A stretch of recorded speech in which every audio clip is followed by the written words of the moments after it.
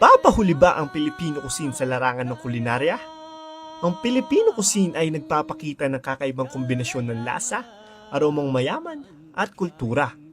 Ang mga sangkap at lutuin nito ay nagmumula sa masiglang kasaysayan at sariwang produkto ng Pilipinas. Sa gitna ng kabundukan ng Cordillera, matatagpuan ng isang yaman na Cordilleran cuisine na puno ng kakaibang lasa at tradisyon.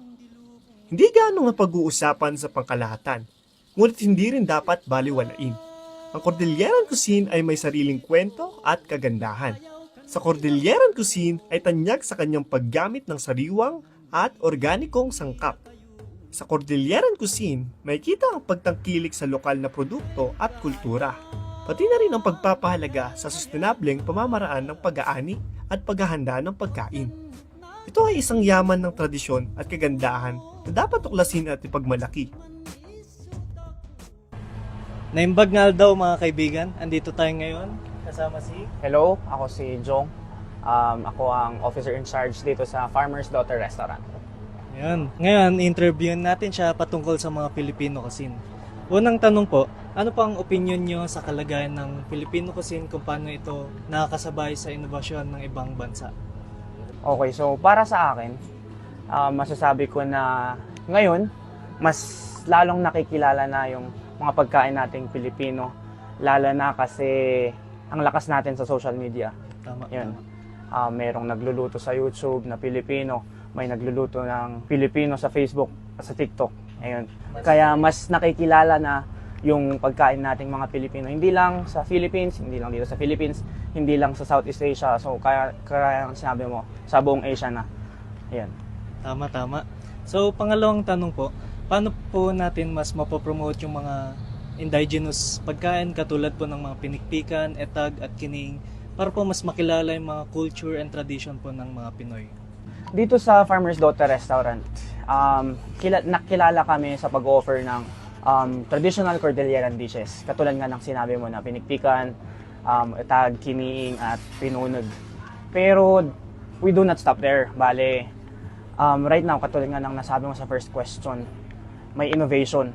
So, part ng pag-promote namin ng mga traditional Cordilleran dishes is by infusing other flavors sa traditional na pagkain natin. So, dito sa Farmer's Daughter, may ino-offer kaming kinuday wrap. Ayun, which is hindi naman traditional ang wraps dito sa Cordillera. Ayun, pero nag-offer kami ng ganon by adding the kiniing or the kinuday, yung smoked meat, and the pita bread. Yung pinag-infuse namin yung dalawang flavors para mas ma-promote rin yung pagkain ng Cordillera. Another thing na ini-start namin, or matagal lang ini-start pero rini-revive lang namin ngayon, is yung kinuday spring rolls. So traditionally, wala namang spring rolls dito sa Cordillera. Pero ngayon, sinisimulan namin ibalik yung kinuday spring rolls or yung parang kinuday lumpia na ang feeling niya is kinuday mismo. Ayan. Talaga naman nakakamangha, no? Kasi dito pumapasok yung mga current trends, tas mga tradition na in-incorporate natin sa panahon ngayon para matikman ng mga generasyon ngayon. So, thank you po, Kuya.